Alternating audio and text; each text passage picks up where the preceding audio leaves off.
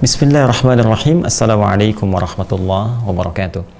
Alhamdulillahi wa kafa. Wassalatu wassalamu ala rasulillahil mustafa wa ala alihi wa sahbihi wa man wafa wa ba'd. Fa ya ahbaballahi wa ahbaba rasulihi sallallahu alaihi wasallam, usi nafsi wa iyyakum bitaqwallahi faqad fazal muttaqun fala tamutunna illa wa antum muslimun. Faqala ta'ala ya ayyuhalladzina amanu taqullaha haqqa tuqatih wa la tamutunna illa wa antum muslimun. Saudara-saudariku dimanapun Anda berada, berjumpa kembali dalam kajian Madrasah Al-Imam Al-Bukhari. Alhamdulillah, kita telah sampai di hari yang ke-6. Kita bermohon pada Allah Subhanahu wa Ta'ala, semoga seluruh amal ibadah yang telah kita tunaikan dari hari pertama khususnya sampai dengan detik ini berkenan diterima oleh Allah Subhanahu wa Ta'ala. Baik siamnya, qiyamnya pun demikian. Semoga doa-doa kita yang kita panjatkan dengan penuh kekhusyuan berkenan diterima dan dikabulkan oleh Allah Subhanahu wa Ta'ala. Insyaallah, amin ya rabbal alamin. Saudara-saudariku, kita akan kembali melanjutkan bahasan kita masih dalam tema Kitabus Shaum. Ya, pada bab yang ketiga insyaallah. Ya, penting saya ingatkan terlebih dahulu bahwa dalam kitab Sahih Al-Bukhari ini itu terdapat 97 tema. Nah, temanya itu dinamakan oleh beliau dengan kitab. Jadi kalau misalnya tema pertama kitab Bad'ul Wahyi, ya tema tentang permulaan wahyu. Kitabul Iman, tema tentang iman, dan seterusnya. Nah, kita sekarang ada di tema yang ke-30, Kitabus Shaum, tema seputar puasa, jadi segala yang terkait dengan puasa. Nah, di bawah tema ini ada subtema. Beliau sebutkan dengan bab namanya, ya, bab.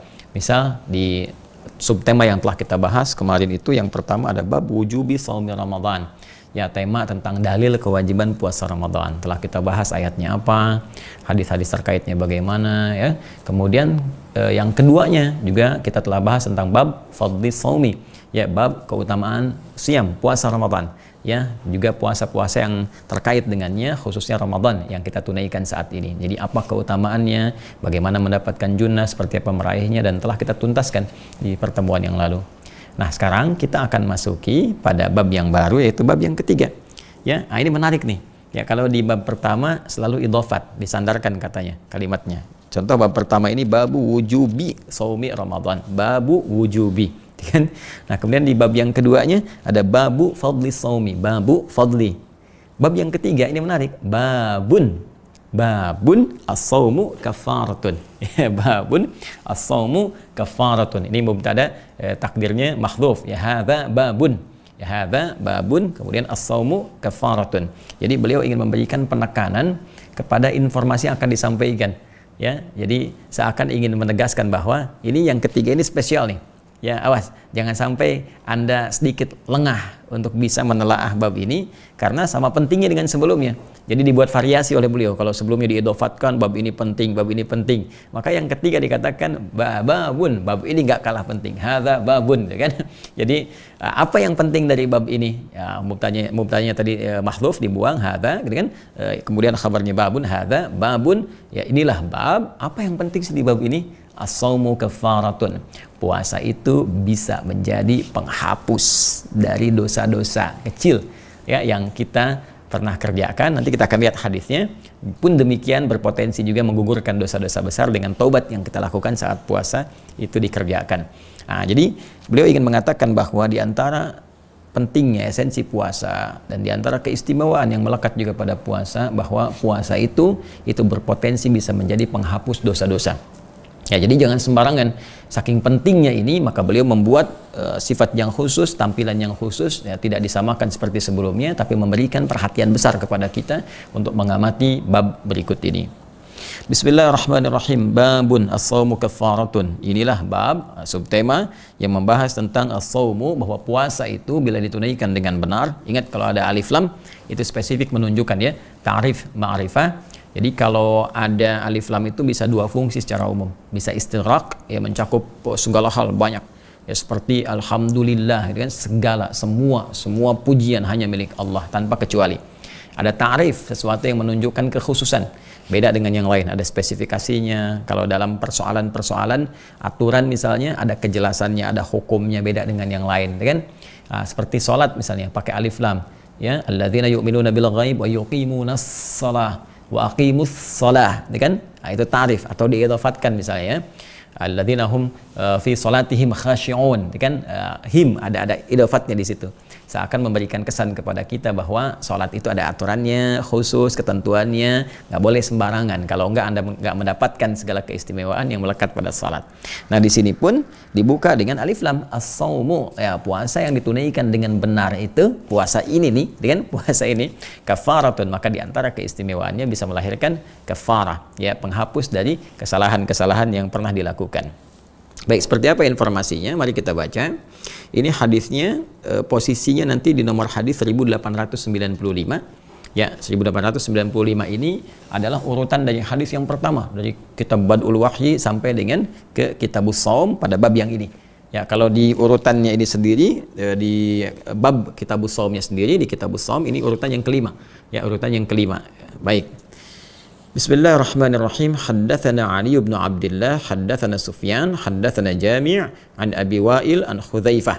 Ya, qala haddatsana Ali bin Abdullah, telah menyampaikan kepada kami, kata Imam Al-Bukhari, Ali bin Abdullah, haddatsana Sufyan, telah menyampaikan kepada kami Sufyan, haddatsana Jami', telah menyampaikan kepada kami Jami' an Abi Wa'il, dari Abi Wa'il an Hudzaifah, dari Hudzaifah. Ini Hudzaifah di sini sahabat Nabi sallallahu alaihi wasallam yang mulia, Hudzaifah Al-Yamani.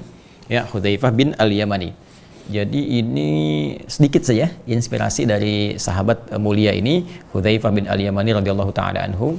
Ini seorang yang sangat spesial, ya, di kalangan para sahabat. Jadi punya 3 keutamaan yang melekat pada beliau yang bahkan diakui oleh para ulama. Ya, pertama kecerdasan. Jadi kecerdasannya itu juga ditunjang oleh nalar yang tinggi, ya, sahabat Nabi banyak yang cerdas, ya. Umar itu cerdas, diakui radhiyallahu taala anhu. Ali bin Abi Thalib karramallahu wajhah cerdas, Ibnu Abbas radhiyallahu taala anhu cerdas, Amr bin As cerdas radhiyallahu taala anhu. Banyak yang cerdas, ya. Dan Hudzaifah ini punya spesifikasi dalam kecerdasannya, ya, itu spesial. Jadi nalarnya juga tajam, yang kadang-kadang memiliki satu pemikiran logika terbalik.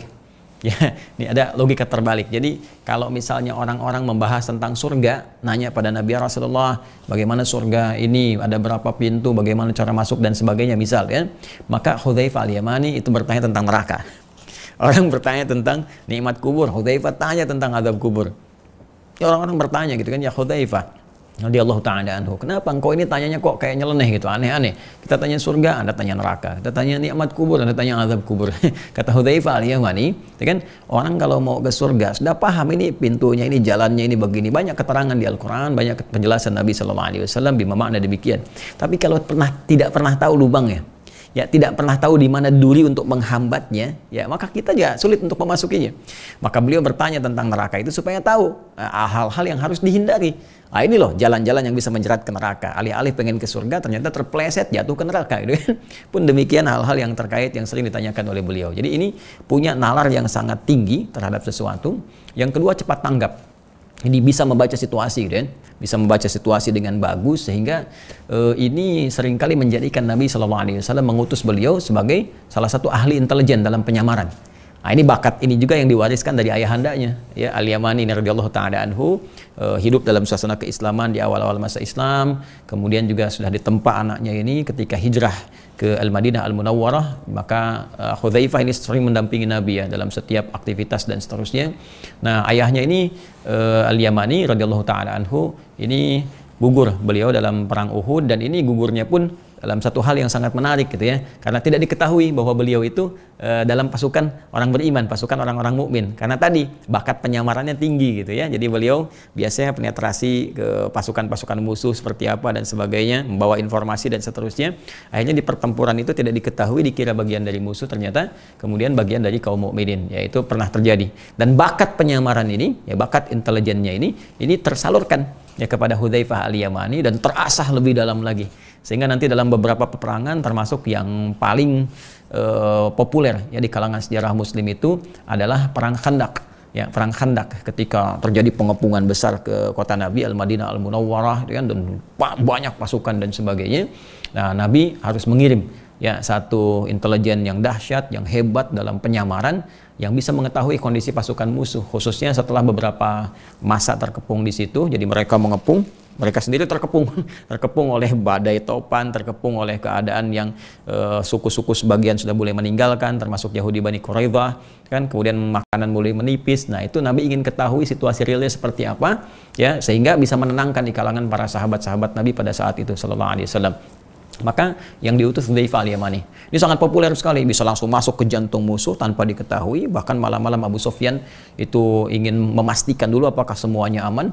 Ya, dia katakan sangat populer di sejarah. Ya, saya khawatir ada di antara ya pasukannya Muhammad SAW ini menyelinap ya di sekitaran kita. Maka setiap orang mesti mengenal siapa yang di sampingnya. Itu begitu mendengar kalimat itu langsung dia pegang tangan kawannya di sampingnya itu. Ya, kawan di sini maksudnya musuh yang dekat dengan dia di situ. Dia pegang langsung, dia tanya duluan, kamu siapa? Gitu. Supaya dia nggak balik nanya gitu. Nah, itu memberikan satu tanggap yang luar biasa dan intelijensia yang tinggi. Jadi nanti ada satu bab bahkan ya di Sahih Al-Bukhari ini ada pembahasan nanti bagaimana di kemiliteran misalnya. Nabi itu kan punya 12.000 sahabat. Dari 12.000 ini 38 panglima. Nah, nanti di bab militer tuh banyak sekali sebetulnya ya. Ada bab misalnya tentang strategi militer, bagaimana pengaturan bahkan ibadah dalam konteks peperangan, seperti apa cara sholatnya.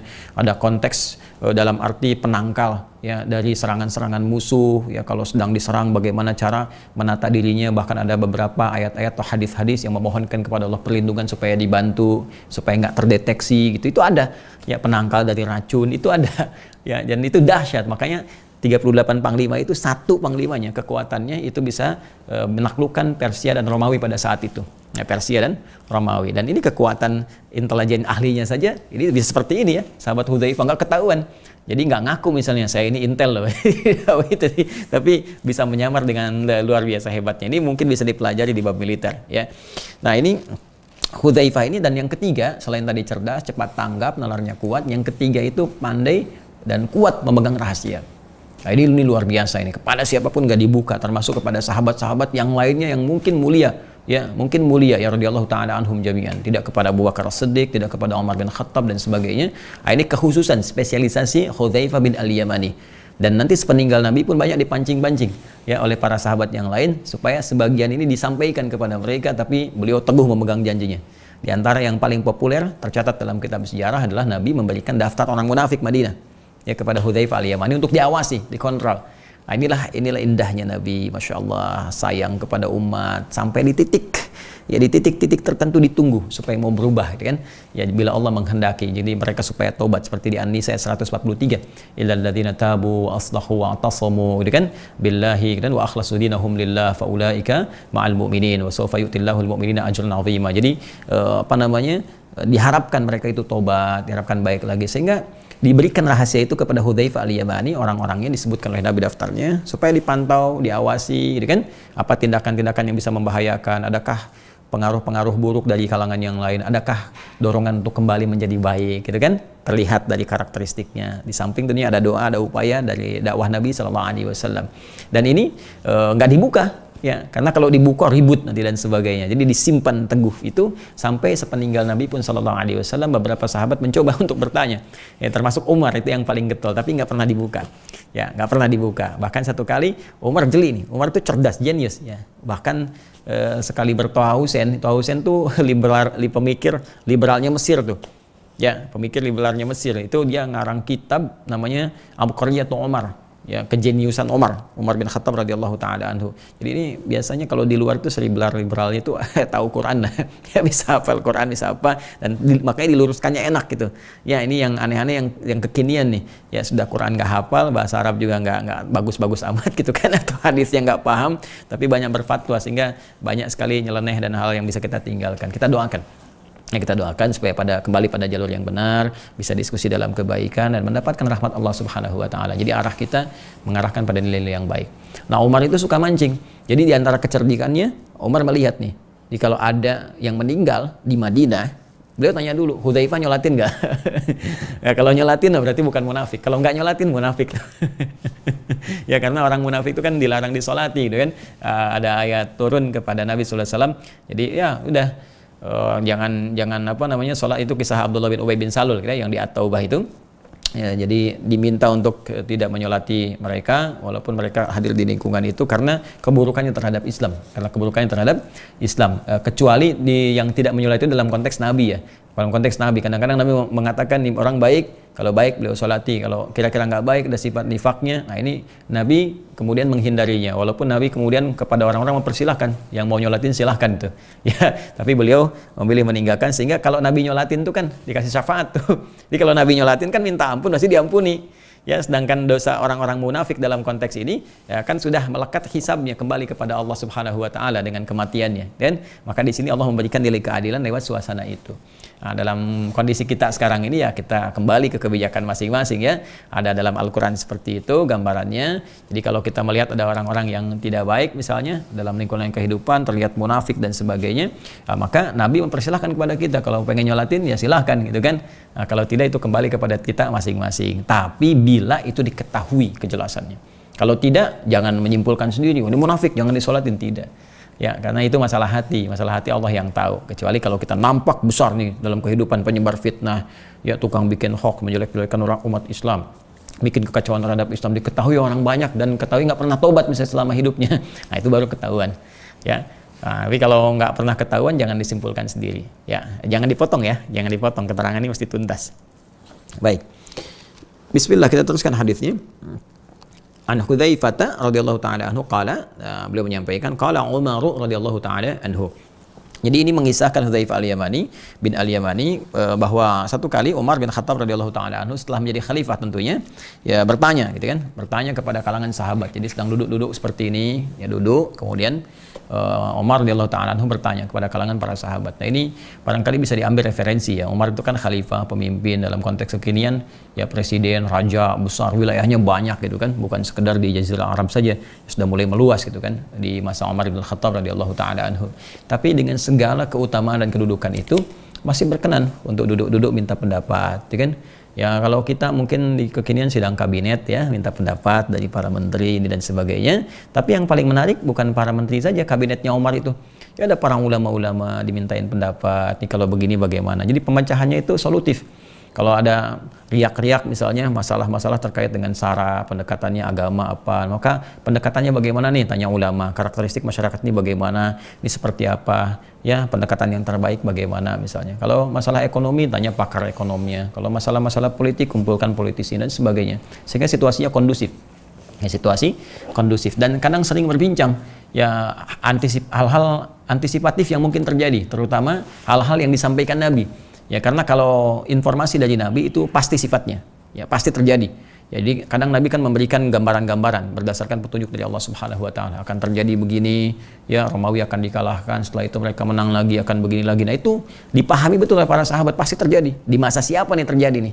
Apa langkah antisipatifnya? Apa yang harus disiapkan, kan? Nah, bagaimana menyiapkan pasukan militer terbaik, bagaimana menyiapkan generasi terbaik, bagaimana meningkatkan kualitas pendidikan mereka. Itu disiapkan betul dari arahan-arahan sebelumnya dari Nabi sallallahu alaihi wasallam karena sifatnya pasti.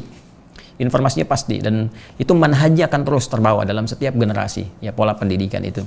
Nah, karena itu Umar mencoba untuk berbincang dengan para sahabat dan mencoba mengumpulkan informasi yang bisa ditampung oleh para sahabat yang mungkin saat mereka dapati Umar tidak ada di situ. Nabi kan nggak sepenuhnya selalu Umar bisa menyertai, kan kadang-kadang pergi satu tempat yang hadir si fulan, hadir si fulan.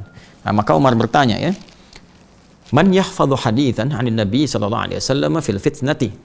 Nah, siapa yang hafal satu hadis ya, siapa yang hafal hadis dari Nabi sallallahu alaihi wasallam terkait dengan fitnah. Nah, terkait dengan fitnah. Qala Hudzaifah, maka Hudzaifah bin Al-Yamani menjawab, ana sami'tuhu. Ya, saya hafal, saya pernah mendengar. Ya, saya pernah mendengar. Jadi ketika Umar bertanya, tahukah di antara kalian yang pernah dengar hadis tentang fitnah? Ya, maka Hudzaifah Al-Yamani bin Al-Yamani mengatakan, saya pernah dengar. Ana sami'tuhu yaqul. Saya pernah mendengar Nabi sallallahu alaihi wasallam menyampaikan hadisnya, fitnatur rajuli fi ahlihi wa malihi wa jarihi tukaffiruhas salatu was-siyam was-sadaqah. Nah, ini hal yang terkait dengan pembahasan kita di titik ini ya. Pembahasan kita di titik ini. Kata Hudzaifah Al-Yamani, ini sering disingkat Al-Yamani ya, padahal bin Al-Yamani asalnya, Hudzaifah bin Al-Yamani karena yang Al-Yamani itu bapaknya. Kemudian ada sami'tuhu yaqul, saya mendengar Nabi sallallahu alaihi wasallam pernah bersabda, fitnatur rajuli, fitnah yang menimpa seorang lelaki. Ya, seseorang ya di sini bisa diartikan ini penekanannya kepada lelaki karena nanti konteksnya dalam kehidupan, tapi juga bisa menimpa pada perempuan. Jadi kalau disebutkan bentuk mudzakkar itu kadang mewakili ke perempuan sepanjang bukan dikhususkan. Tapi kalau disebutkan bentuk muannats itu pasti perempuan dan nggak masuk laki-laki di situ. Ya, contoh misalnya, kalau kita sebutkan di Al-Quran, ya ayyuhalladzina amanu, hai semua orang yang beriman. Amanu itu kan bentuk mudzakkar. Ya, qad aflahal mu'minun, lebih tegasnya lagi misalnya surat Al-Mu'minun ayat 1. Ya, akan bahagia, sukses orang-orang yang beriman itu. Kan al-mu'minun itu kan bentuk mudzakkar. Ya kan? Bentuk muannats-nya mukminat. Allah tidak mengatakan qad aflahal mu'minat, kan? Nah, kenapa diungkapkan dengan bentuk mudzakkar? Mudzakkar di situ punya makna umum, jadi mencakup lelaki dan perempuan. Karena mudzakkar itu bentuk asal. Ya, bentuk asal, sesuatu yang mencakup secara keseluruhan, asal. Jadi bisa dua pemaknaan. Kalau dia bentuknya tunggal, mufrad, ya mudzakkar, maka menunjukkan sesuatu yang tidak berkembang, sesuatu yang tidak bercabang. Ya, makanya Allah seringkali ya diwakilkan di sini pemaknaannya, pelafadannya, ya pelafadzan nama Allah, kata gantinya seringkali diwakilkan dengan menggunakan nama mudzakkar, ya, bentuk mudzakkar. Misalnya huwa, ya qul huwallah. Karena orang bertanya, berarti Allah laki-laki? Jangan berkata demikian, karena mudzakkar itu jangan diartikan laki-laki. Laki-laki itu kalau dibawa ke pemaknaan jenis ke kita, ke manusia. Ya, kalau dibawa ke gender ke kita, ya ke manusia, ke makhluk. Ya, maka menggunakan huwa untuk menunjuk laki-laki. Kalau binatang itu jantan, kan? Nah, demikian ke tumbuhan dan seterusnya. Tapi kalau dimaksudkan ke Allah, dikembalikan ke kata asalnya. Jadi mudzakkar itu sesuatu yang tidak berkembang, ya sesuatu yang tidak bercabang. Allah itu kan nggak berkembang. Allah itu ahad, ya tidak bercabang, tidak melahirkan, tidak dilahirkan. Sifatnya ahad, karena itu menggunakan bentuk mudzakkar. Tapi kalau dibawa ke konteks makhluk dalam kehidupan kita, maka muncul makna yang kedua. Sepanjang disebutkan bentuk mudzakkar dan tidak ada takhsis pengkhususan kepada laki-laki, maka sifatnya umum. Seperti qad aflahal mu'minun, ya kan? Sungguh akan sukses bahagia orang-orang yang beriman. Di situ mencakup laki-laki dan perempuan. Tapi kalau disebutkan muannats, misalnya al-mu'minat, ya wa qul lil mu'minati, dan katakan pada perempuan-perempuan yang punya iman, maka itu khusus untuk perempuan. Ya, Quran surah ke-24 An-Nur di ayat yang ke-31, wa qul lil mu'minati yaghdudna min absarihinna, katakan pada perempuan-perempuan yang punya iman, ya. Maka jaga juga pandangan seperti laki-laki juga menjaga di ayat yang ke-30-nya. Jadi kalau ayat 30 qul lil mu'minin, katakan pada laki-laki beriman, itu takhsis untuk laki-laki saja, karena ayat 31-nya untuk perempuan dibagi dua. Tapi kalau tidak ada kekhususan, maka mencakup kesemuanya. Nah, paham ya? Nah, maka di sini fitnatur rajuli, fitnah seseorang, ya kan? Nah di sini fi ahli, karena ini domirnya kembali kepada rajul, ada mengkhususkan taksis kepada lelaki, ya pada umumnya. Karena di sini nanti kita akan lihat turunan hadisnya. Fitnatur rajuli, fitnah seseorang lelaki itu fi ahlihi, ya baik di dalam keluarganya, kemudian wa malihi, dalam hartanya, wajarihi, dan tetangganya, hubungan dengan tetangganya, tukaffiruha, maka akan dihapuskan, ya dari dosa-dosa yang lahir lewat fitnah itu, as-salatu melalui salat, was-siyamu dengan puasa, was-shadaqatu dan dengan sedekah. Baik, pelan-pelan ya, pelan-pelan kita bahas dulu. Fitnatur rajuli, fitnah ujian, ya yang bisa melahirkan dosa. Ya, karena itu di sini bisa diartikan dosa, ya dzambur rajuli atau dzunubur rajuli. Jadi fitnah itu asalnya begini, kata fitnah itu asalnya adalah logam, umumnya emas, ya. Emas yang dimasukkan, ya ke dalam nyala api yang sangat kuat, ya bara gitu kan, api untuk bisa diketahui, bisa dikeluarkan zat-zat yang mencampurinya, sehingga bisa dikeluarkan cuma emasnya saja. Jadi kalau kita ingin mengekstrak misalnya sesuatu, ya khususnya logam, ya kalau kita ingin keluarkan emas murninya saja, nah itu kan harus dilalui proses kimiawi, ya. Salah satunya kita akan celupkan ke dalam salah satu media bejana api yang panas ataupun bara, sehingga zat-zat lain, ya atau campuran-campuran yang menutupi bagian emas itu dia lulus sehingga emasnya bisa diambil. Ya itu asalnya, itu proses itu yang disebut dengan fitnah asalnya, ya. Ini diambil konteks pemaknaannya secara majazi, secara kiasan dalam konteks kehidupan. Ya, bukankah ujian itu menempa kita pada akhirnya tujuan utamanya untuk menguji kualitas kehidupan kita sehingga lahir, ya hal-hal terbaik yang bisa kita keluar, ya yang bisa kita dapatkan. Ya coba kalau kita dihadapkan pada masalah misalnya, ya dari mulai nggak enak, kadang ditempa, seperti Mas tadi lah, ya harus dipukul, ditempa, dibeginikan, ya di jalan tiba-tiba mohon maaf sekali, ya mohon maaf sekali, yang tadinya pengen cepat macet, terus klaksonin orang sana sini, kan itu sesuatu yang kurang menyenangkan, ya ditempa sana tempa sini. Tapi yang ingin didapatkan dari itu apa? Bukankah ada latihan kesabaran, latihan toleran, latihan memahami sesuatu, latihan menyikapi situasi yang tidak seperti kita inginkan, bagaimana mencari jalan keluarnya, itulah emasnya. Ya, nah, di rumah tangga banyak emas tuh. Ya, banyak emas di rumah tangga itu, bukan emas dalam bentuk perhiasan saja, yang fisikal, yang materi tidak, tapi banyak yang kita dapatkan dari nilai-nilai pergaulan kita bersama keluarga.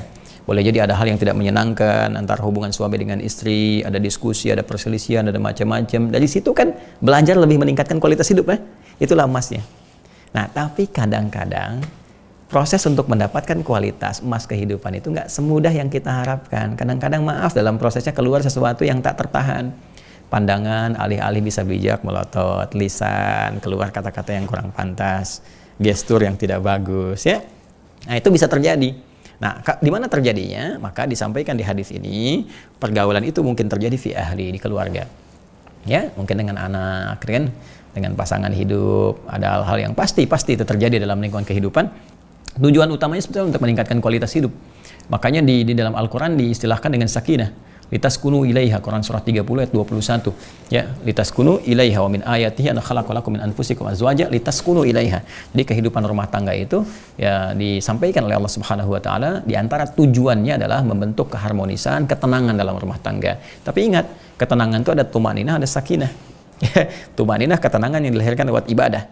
Makanya saat ibadah kita mesti tumaninah, salat tumaninah, ruku tumaninah. Sakinah itu ketenangan didapatkan di rumah tangga. Sakinah itu seakar dengan kata sikin. Ya, kalau kita ambil turunan lebih dalam lagi, orang Arab mengatakan begini, sakanatis syajaratu idza dhahabat rih. Ya, pohon itu, ranting pohon itu akan tenang kalau angin yang menerpa sudah pergi. Nah, jadi sakinah itu asalnya ketenangan yang lahir setelah badainya itu menerpa, setelah hilang, setelah pergi. Ya, sakanatis safinatu idza dhahabatil amwaj. Ya, kapal itu akan tenang, ya, ketika ombak-ombak yang menerpanya itu sudah mulai pergi. Jadi saat ombak gitu datang, menggoyang gitu kan, sebetulnya untuk meningkatkan kualitas kapal. Sehingga ketika ombaknya itu telah pergi, bisa dia tenang dengan bagus, kokoh gitu. Kalau kita nggak pernah diterpa ombak, nggak tahu kekuatan kapalnya bagaimana. Taunya bagus saja kan, begitu diterpa sekali, hancur. Berarti menunjukkan kapalnya nggak berkualitas, gitu kan? Nah, sama persis dalam kehidupan kita. Kalau ingin mengetahui suami yang tangguh, istri yang hebat, maka harus diuji. Ya, dengan ujian-ujian kehidupan. Di situ tahu kita, oh suaminya sabar, oh suaminya ulet, oh istrinya juga sabar, oh istrinya tekun. Nah, kalau nggak ada persoalan itu, nggak teruji kualitas hidup. Baik ya? Nah, tapi dalam upaya menjalani itu semua, nah, terkadang ada dua yang mungkin tidak mudah ditaklukkan. Ya, satu nafsu, yang kedua yang pendorong nafsu, yaitu setan. Kadang-kadang keluar kan hal-hal yang tidak kita inginkan, tidak diniatkan tapi muncul, misalnya tiba kemudian apakah amarah yang kurang terkontrol, dari lisankah, dari macam-macam, fi ahli, di keluarga. Kalau sudah ahlun itu semua anggota yang terkait di keluarga, bisa dengan orang tua, bisa dengan istri atau istri dengan suami, bisa dengan anak, gitu kan. Nah, itu keluar kadang-kadang. Nah, itu ujian di dalam kehidupan rumah tangga, fitnah tadi, ujian tempaan-tempaan, alih-alih mendatangkan kualitas yang baik, toh disertai juga gitu ya dengan kotoran-kotoran lain. Nah, itu kan harus dibersihkan sebelum pulang menuju Allah, ya, harus dibersihkan. Nah, termasuk, teruskan dulu hadisnya, wa malihi, dalam harta. Coba lihat dalam pencarian harta. Ya, mohon maaf, kadang-kadang misalnya ada cara yang salah, ya, atau bahkan penyalurannya tidak tepat. Dapatnya halal tapi disalurkan pada hal yang tidak halal. Ya, beli pakaian yang salah. Ya, orang kok dulu mau ditutup aurat, sekarang kok dibuka-buka. Misalnya beli pakaian untuk terbuka aurat, beli hal-hal yang tidak bermanfaat dan sebagainya. Atau cara dapatnya juga salah. Ya, mohon maaf, ada yang misalnya memaksakan untuk menyuap, memaksakan ini, itu, dan sebagainya. Salah. Atau dalam proses pekerjaannya misalnya, keluar kata-kata kotor dan sebagainya. Hartanya halal, cuman prosesnya kadang-kadang didapatkan dengan prasangka yang tidak baik, dan seterusnya. Kemudian wajarihi, dengan tetangga. Nah, ini udah pastilah, singgungan dengan tetangga macam-macam yang nggak disengaja, yang pikiran nggak bagus, tukaffiruha. Nah, proses hal-hal yang menyertai tadi yang kurang bagus itu bisa dihapuskan. Ya, itu bukan bisa dihapuskan. Nah, yang dimaksud di sini, kalau kafarat di sini yang dimaksud bukan dosa besar ya. Dosa besar, dosa-dosa yang terkait dengan, ya boleh jadi hakun adami secara langsung, ya baik itu misalnya ya melakukan tindakan-tindakan, mohon maaf sebesar-besarnya ya, kezaliman, zolim itu bisa menyakiti yang secara fisikal, kemudian ada zina misalnya, ada sampai, mohon maaf, menghilangkan nyawa misalnya, dan seterusnya, maka itu masuk dalam kalangan dosa besar yang itu harus tobatnya khusus. Ya, tobat nasuhanya khusus. Yang dimaksud di sini adalah hal-hal yang kadang nggak kita niatkan tapi terjadi. Nah, itu bisa dihapuskan langsung melalui 3 amalan utama, yaitu as-salatu, 1 salat. Maka di hadis Muslim nanti ada turunan hadis ini, as-salawatu ila as-salawat wal jumu'atu ila al-jumu'ah wa ramadan ila ramadan kaffaratun lima bainahunna ma lam takulil kabair. Ya, salat satu ke salat yang lainnya itu, Jumat ke Jumat, Ramadan ke Ramadan, itu bisa menghapuskan dosa-dosa yang bukan yang besar, yang kita kadang-kadang nggak sengaja keluar itu. Jadi jangan dikira salat itu orangnya meh kecil, tidak. Ya, itu banyak kesalahan-kesalahan yang mungkin akan digugurkan sebelum hisab. Ya, jadi jangan pernah mengabaikan sholat ya. Sekali lagi, sholat itu sangat luar biasa. Nanti kalau udah mau meninggal tuh terasa pentingnya sholat.